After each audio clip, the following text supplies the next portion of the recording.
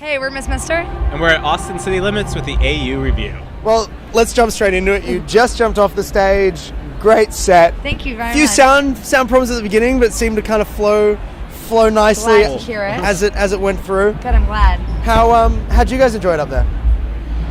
It was great. It was I mean, awesome. it's a beautiful day in Austin, and this is our first sort of official non-South by show in Austin, and we love the city so much, so it's good to sort of make that statement in a way.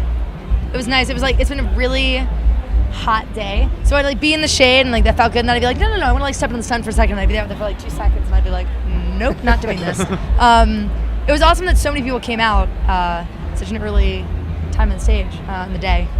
So it was really good.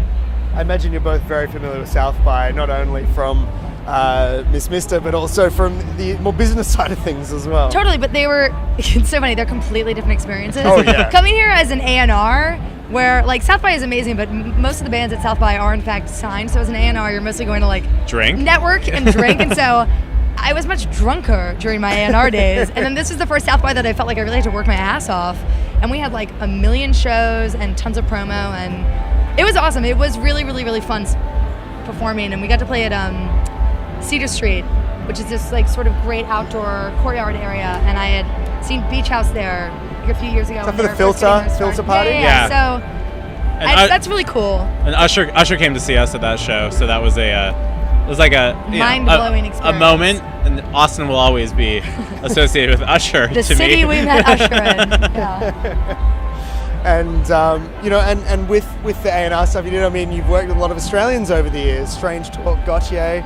So you have a deep-seated connection with our country. True, but I think we also both we love a lot of Australian artists. We both really like Kimbra and Cut Copy, absolutely love. And right across the strait or whatever it is, love a little Naked and Famous. And Lord. Yeah. So yeah, I don't know. We've been fans of that side of the world for a while. It's been really amazing to be the fact that we got to go twice in 1 year is really pretty awesome. And I think Australian fans, especially sort of culturally, Australia is really attuned to new music, and super supportive. From the very beginning, it was really the first territory to sort of pick us up and adopt us, and I think it will always have a sort of deep place in our hearts because of that. It's like, and both times we've been there have been some of the best shows we've ever had.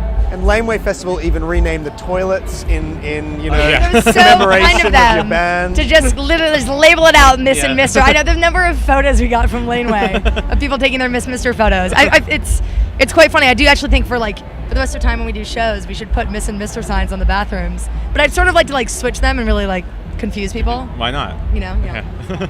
It's all about gender equality. It So. absolutely is. Not even about equality, just not. Just, no labels. No here. labels. No labels. Just no labels at all. No. Live your life. Yeah. You do you. So you were in Australia not too long ago.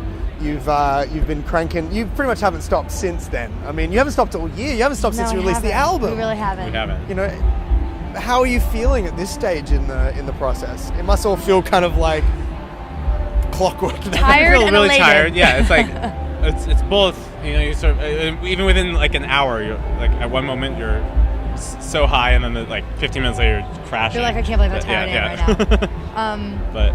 But I think we're both just so humbled by the experience and so appreciative of all the sort of attention and support that we've gotten, and just the fact that we have this opportunity. And so even in your most tired or desperate moments, you're sort of reminded what a gift this is. And I don't know, at the end of the day, we're both incredibly hard workers. I think one of the things that Max and I have most in common is our work ethic. And so for us, it's about making the most of this time and sort of being as present as we can be.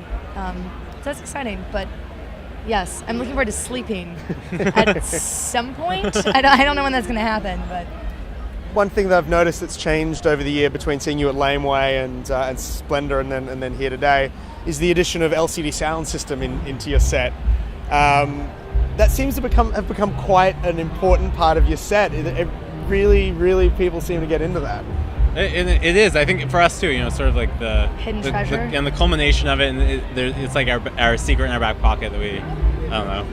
I guess now that we're playing it, more and more people know that we do it. But and it was actually Triple J that sort of was the impetus for us to even learn that. So you did the Leica version with that song. The version, and because of that, I think we love covers and we love doing them, but we also need some sort of someone to sort of push us to do it, and the fact that Triple J started that, and now it's definitely become sort of, I don't know, part of our repertoire in a way, and it means a lot to us to also be playing a song from a New York artist and sort of a band that we both love so much and admire, and it just becomes this sing-along moment for everyone in the audience, and that's so much fun.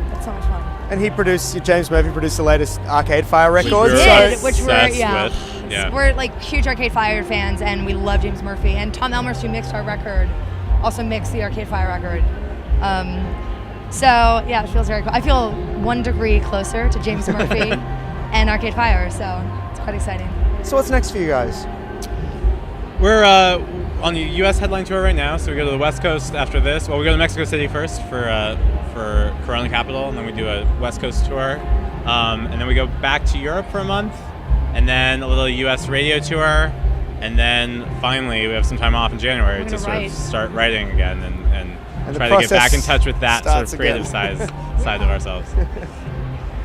And any plans to return to Australia? Probably next album cycle, I guess. Fingers crossed. We hope. We'll go out there whenever we're wanted and for as long as we can be.